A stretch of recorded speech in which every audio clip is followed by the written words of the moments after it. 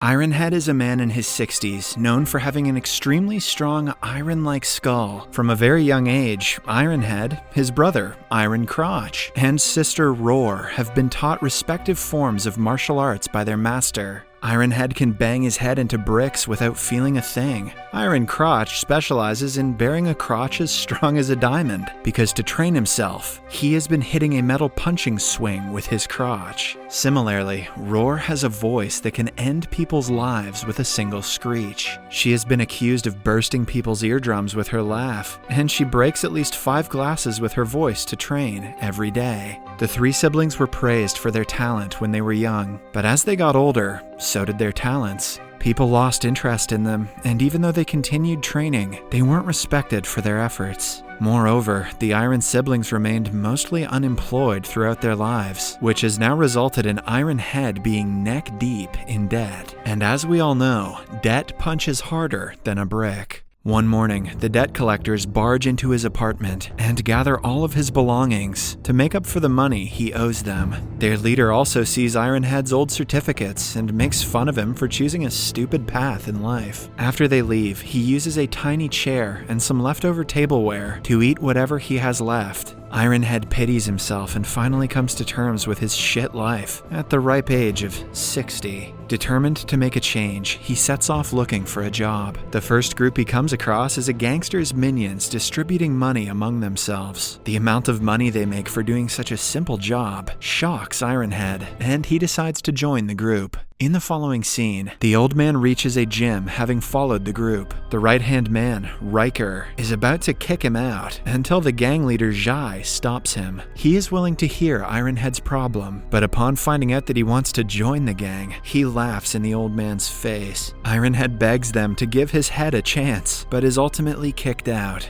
At night, Ironhead's daughter and his grandson come to his house offering help. However, he is too proud of a man to accept money from them. Hoping to keep him busy, the daughter leaves her son to stay with him for a few days. Although Ironhead doesn't appreciate it, he hands the kid a ball to keep him entertained. The next morning, Jai's minions are driving down a street nearby, which reminds Ironhead of the disrespect he was put through by the creditors. It pushes him to take things a step further, making him jump in front of the car. The gangsters quickly help him and take him into the gang to ensure they won't get in trouble. On his men's recommendation, Jai is ready to give Ironhead a chance, but first, he has to prove his worth by collecting money from a very stubborn client. Ironhead accepts the challenge and goes looking for the said man. He turns out to be a successful businessman, having a lunch meeting with his client. At first, Ironhead simply asks him to pay back the debt, but as expected, the man ignores him. For his second attempt, Ironhead crosses a line and spits his food at the businessman. The angry debtor bangs a glass bottle on Ironhead's head, but instead of backing down, Ironhead continues breaking several bottles on himself. The people around look at the businessman as the villain, unlike how they would treat a usual debt collector. As a result, the man feels humiliated and hands Ironhead his credit card.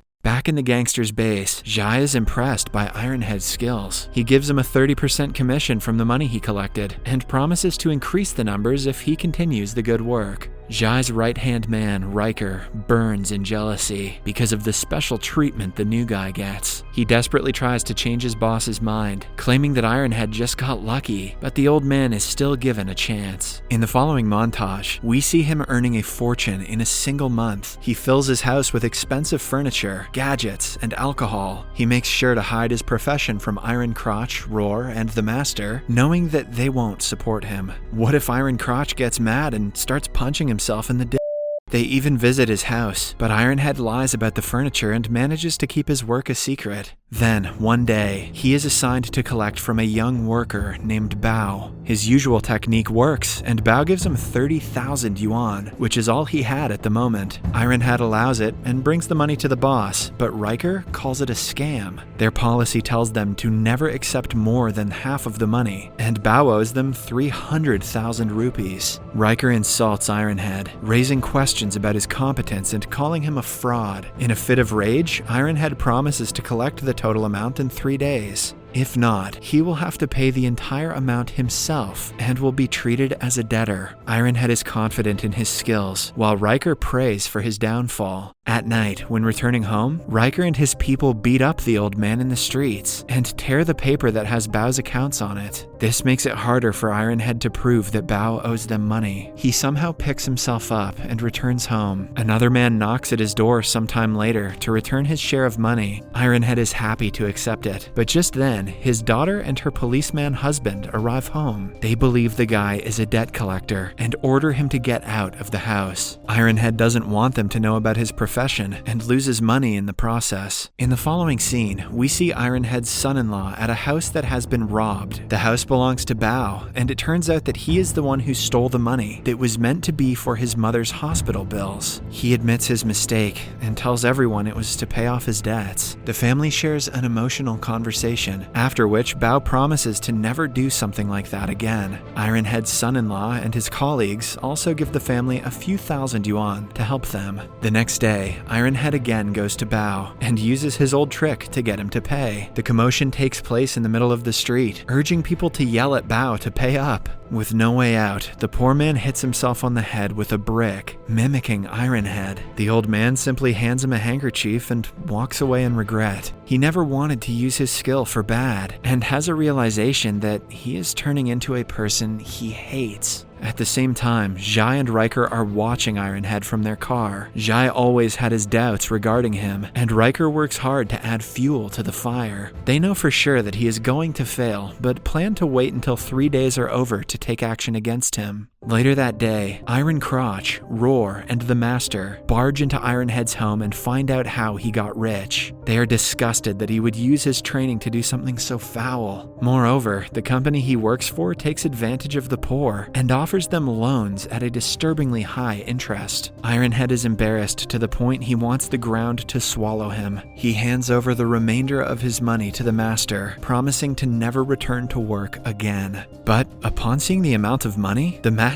and his entire lot change their minds. He declares them a team of 4 debt collectors and joins Ironhead at work, because nothing beats an iron bank account. The Master beats up Iron Crotch with a hammer in front of their clients, making them pay up in a hurry. Using the same trick, they earn thousands in only an hour, but they are yet to convince Bao. He insists that he has no money, but the group wants him to sell the house to pay them, even though he and his family will be homeless after that. When Bao still doesn't pay, Roar starts repeating the words "pay up" outside his home. She does so for the next 2 days without stopping, and eventually, Bao's mother allows him to sell the house. In the next scene, Ironhead and the team go to Zhai with the money. Zhai insults Riker for ever doubting Ironhead and makes him the right-hand man. Ironhead is given power over everyone in the gang, much to Riker's annoyance. For the next month, Ironhead and the group continue collecting money using the same technique. It works like a charm, as people are terrified of being hit with a hammer, as the Master does to Iron Crotch. The group also makes a lot of money and starts enjoying their lives to the fullest. Moreover, they take the responsibility to train other gangsters and make even more money from that. Then, on Ironhead's birthday, he throws a huge party. Everyone enjoys themselves until Zhai informs them of the big boss Yan's arrival. He invites Ironhead, Zhai, and the rest to his car and congratulates him on his birthday. The man also takes the chance to inform them that their company is now providing loans to college students. They are young and impressionable, which Yan plans to take advantage of. Ironhead doesn't feel comfortable with the idea, but he doesn't dare to oppose the big boss. The next day, they are asked to collect from a young college girl. She sees someone beat Iron Crotch and is shaken. To refrain from suffering the same fate, she agrees to pay them by selling her naked pictures. This just got a lot darker. They will call her Iron OnlyFans. Ironhead watches her walk away with the gangsters and feels guilty to have had a hand in this. Trying to forget about the girl, he decides to spend time with his grandson instead. They go on a cruise trip together and enjoy the next week. In the meantime, the college girl is manipulated into going into a room with Riker. Another less important member of the gang is Ling, who doesn't like the girl being exploited. He tries to retaliate but is shut down by his bosses.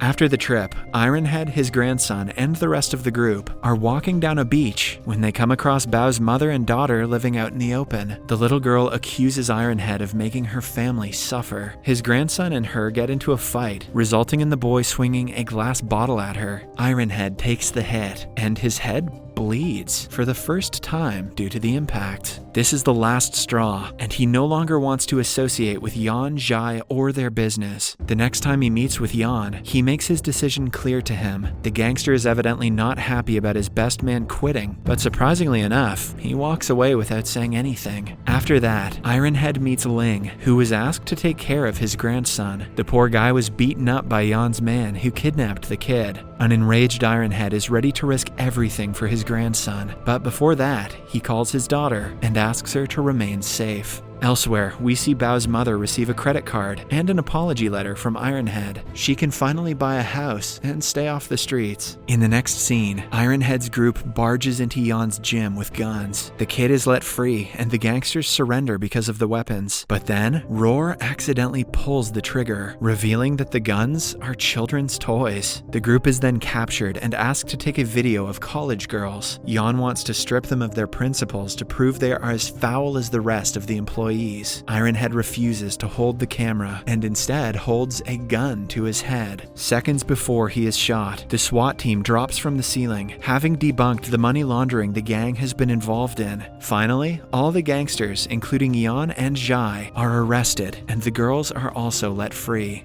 In the last scene, Ironhead moves out of his home and goes to live with his daughter's family. He, Iron Crotch, Roar, and their master vow to never use their skills hastily again. Subscribe for more videos like this, turn on notifications, and leave a like to help the channel out. Thank you for watching.